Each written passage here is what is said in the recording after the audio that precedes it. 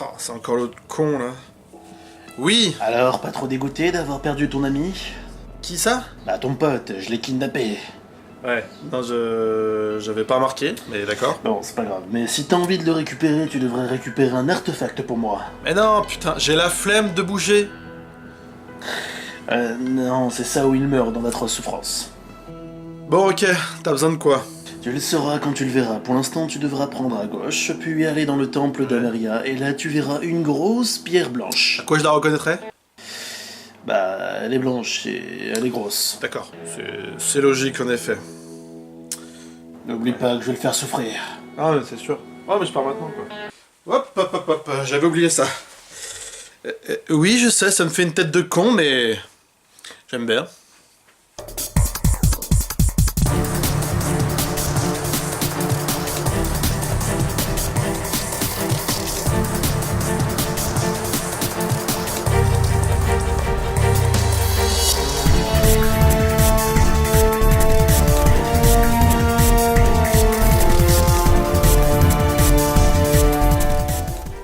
Ok, et là je tourne à gauche.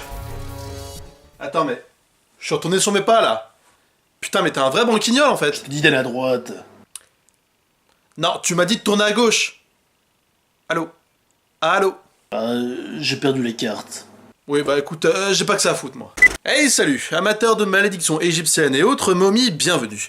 Aujourd'hui, je m'attaque à la momie, justement. Allez, c'est parti.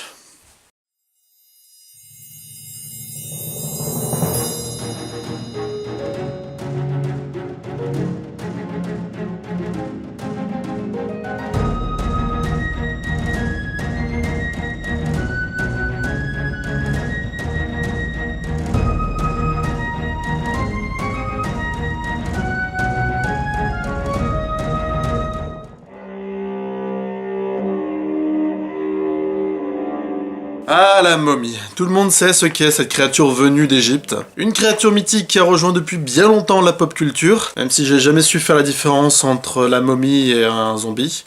Oui, les deux sont morts et vivants à la fois. Bref, tout ce qu'on doit savoir, c'est que c'est des créatures souvent pas très sympas.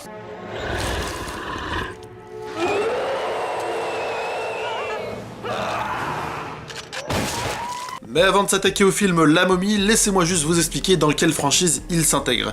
Je veux bien sûr parler du Dark Universe. Donc, le Dark Universe s'intègre en 2017, là où tous les studios se font un peu la guerre, Marvel avec les super-héros Marvel, DC avec leurs super-héros DC, ou autres franchises comme Fast and Furious, ou encore Star Wars, qui appartient à Disney en passant, comme Marvel.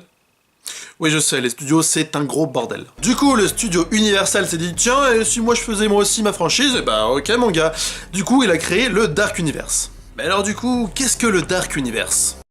C'est pas moi. C'est qui alors? J'ai vu, je sais qui c'est, mais je dirai rien. Bon, alors c'est pas compliqué, c'est juste une franchise qui va regrouper les principaux monstres de la pop culture, si on peut les appeler comme ça. Entre autres, comme monstres, on retrouve bien entendu la momie, pour lequel je fais cette critique, Dracula, Dr. Jekyll, Frankenstein, ou encore l'homme invisible. Alors oui, si jamais on pose ça sur papier, on pourrait croire que les producteurs ont fumé de très gros joints. Non, arrête, on a déjà fait cette vanne, ça va commencer à se voir. Pourtant, j'avoue que l'idée pourrait être quand même bien cool. Le studio Universal a déjà présenté son casting dans justement sa franchise, et pour le coup c'est un casting 5 étoiles. On retrouvera bien entendu Tom Cruise, qu'on va voir bien plus tard dans cette critique, avec Sofia Boutella qui joue justement la momie, mais on sait pas si ça sera la momie de la franchise. Enfin bref, on verra plus tard. Javier Bardem, qu'on a déjà vu dans Pirates des Caraïbes. D'ailleurs, un autre acteur de cette saga est présent dans cette franchise, et c'est ni plus ni moins que Johnny Depp, qui jouera justement l'homme invisible. Et bien entendu, Russell Crowe, qui sera le fil rouge de toute cette franchise, qui lira un peu tous les films entre eux, et qui joue le professeur, enfin plutôt le docteur Jekyll. Alors voilà en gros le topo pour ce Dark Universe, c'est tout ce qu'on sait pour l'instant. On verra sur la longueur ce que ça donnera, est-ce que ça sera une franchise à succès ou pas, reste à savoir, mais pour l'instant on va s'attaquer à la momie qui fait office d'introduction dans ce Dark Universe. Alors que vaut ce premier film du Dark Universe, sobrement appelé La Mumie? Non, La Momie. Putain, t'es con. À cause de ce que vous avez fait, cette force ancestrale s'est réveillée. Alors on commence par le scénar qui est pour le coup assez classique, et non, ce n'est pas un remake de La Momie sorti en 99. Voilà, comme ça c'est clair. Ouais, les deux films sont quand même bien similaires au niveau scénario, en même temps La Momie oblige, hein. L'un de 99 est justement dans le passé, et celui-là, La Momie, s'inscrit carrément dans le présent.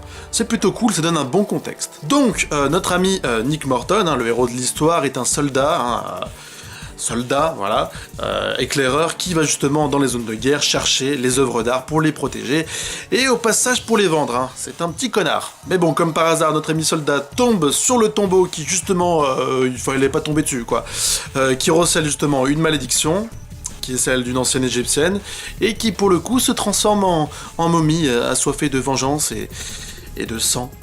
Ouais, on peut dire ça comme ça. Et de monstres. Je l'ai vue. Elle existe. Bon voilà en gros, hein, et justement Nick Morton et ses petits copains vont tout faire pour lui péter sa gueule, bien sévèrement, et au passage sauver le monde. Voilà, classique hein, pour les héros des films. Ah ouais, c'est pas un remake du film de 99, mais c'est assez similaire à niveau scénario. Et bon, en même temps, tu veux faire quoi avec une momie? Les momies font du ski? Non, je suis pas sûr de cette vanne là.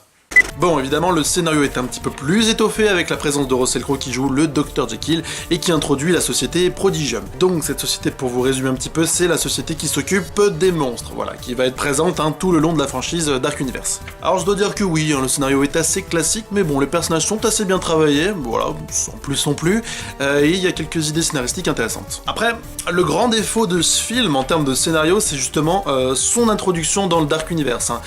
Du coup, ça fait un film entier avec une fin, un début, ou plutôt un début, une fin, mais voilà, on sent bien que c'est une introduction Dark Universe et il y a des scènes qui ont rien à voir avec le film. Moi perso, ça m'a pas trop gêné, hein, je trouve ça même plutôt intéressant de la part du réalisateur.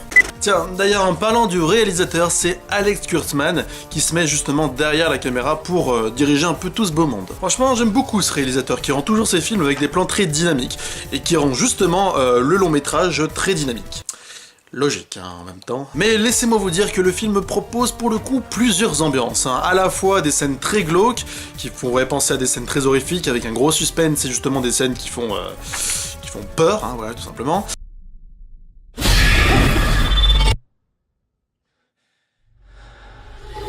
Une ambiance un peu d'action, justement, avec des scènes qui sont très dynamiques, avec beaucoup d'action, de combat et de gunfight, et aussi une ambiance très comique, parce que oui, les personnages sont un peu dans l'humour, hein. Bon, évidemment, vous attendez pas à vous pisser dessus, hein, c'est pas un film comique, hein, mais j'avoue qu'il y a quelques scènes assez marrantes.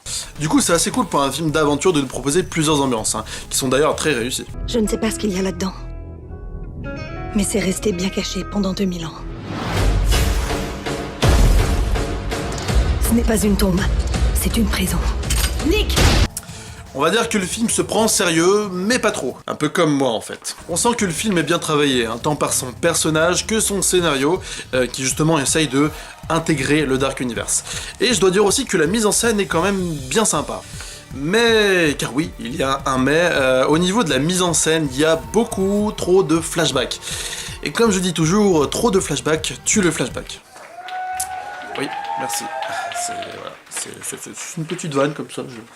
Donc parfois la mise en scène est un petit peu lourde, c'est vrai, mais bon, rassurez-vous, c'est assez mineur, ça baisse pas la qualité du film, qui est d'ailleurs soutenu par un casting des plus convaincants. Alors, pour le coup, on n'a pas un casting de dingue, hein, faut bien le dire, mais j'avoue qu'il fait bien le taf. On retrouve Jack Johnson, qui est l'acolyte de notre héros principal, et qui fait office de personnage un peu humoristique, qui donne quelques répliques sympatoches. Sympatoches? C'est ringard comme mot. Il faut me l'enlever, ça, hein. Annabelle Wallis, hein, qui fait office de jolie fille que notre héros doit sauver. Oui, je sais, c'est cliché, mais bon, hein, j'y peux rien, c'est les films, c'est comme ça. Les deux sont convaincants, hein, mais sans plus, on se rappellera pas vraiment de leur performance, c'est juste, voilà, qui donne la réplique au héros.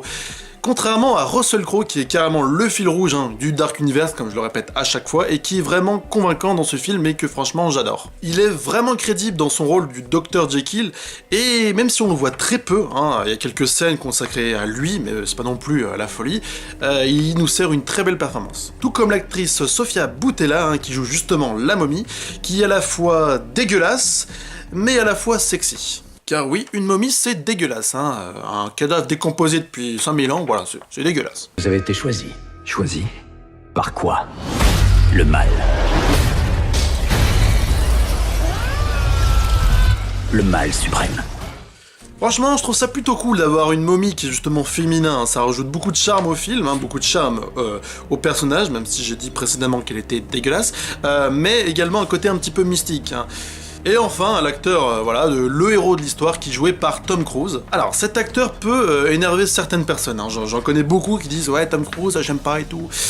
Ok, mais moi personnellement, j'ai beaucoup aimé son rôle et sa performance dans ce film. Très désinvolte, à la fois drôle et impliqué dans le récit, franchement sa performance est nickel, on a vraiment l'impression que Tom Cruise ne vieillit jamais. C'est peut-être à cause de la chirurgie... Oui peut-être, après je sais pas les détails, voilà. Pour le coup, le visuel est très sobre, voilà, bon il est très sobre, il faut bien le dire, hein. Mais c'est plutôt cool pour un film qui s'inscrit justement dans une grosse franchise. Alors quand je dis sobre, c'est plutôt, n'attendez pas beaucoup d'effets spéciaux, mais plutôt de bons effets spéciaux. C'est plutôt intéressant pour ce genre de film. Elle vient réclamer ce qu'on lui a refusé. À ce niveau-là, c'est plutôt cool, hein. Le film bénéficie d'une ambiance assez travaillée et des jeux de lumière assez intéressantes. Pas comme ce fond dégueulasse, bien trop sombre. Oui, je pousse un coup de gueule, qu'est-ce qu'il y a? Oui, monsieur. Beaucoup de scènes sont superbement bien travaillées et la momie est pour le coup, voilà, superbement bien travaillée. Je me répète beaucoup. Mais bon, j'aurais aimé quand même un petit peu plus d'effets spéciaux, un petit peu plus d'explosions.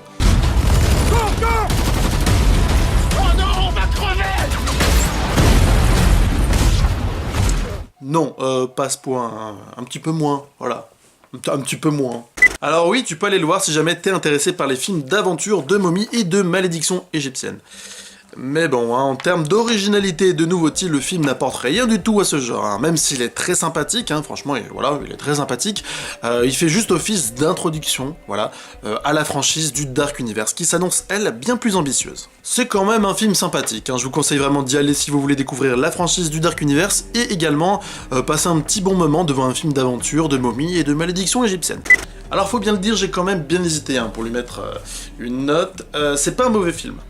C'est pas un mauvais film, mais il est pas non plus original, et il est quelque peu classique. Il a quelques bonnes idées, on passe un bon moment, mais j'ai peur qu'il soit oubliable. Et pour le coup, c'est quand même bien con, hein, justement pour un film qui se veut une introduction dans le Dark Universe, une franchise avec une grande ambition. Alors je mettrai la note de 13 sur 20. Pourquoi pas? Pourquoi pas, mais en même temps, c'est pas un film, voilà, de dingue. J'aurais aimé un petit peu plus de... Je sais pas, il manque quelque chose. Franchement, j'espère vraiment que le Dark Universe nous réserve encore plus de films vraiment cool et un univers vraiment ambitieux. Hein. Mais en attendant, Ouais. D'accord, je tourne à gauche là. Après, je prends la nationale et je vais à Nivezac. Ouais. Ok, pas de soucis.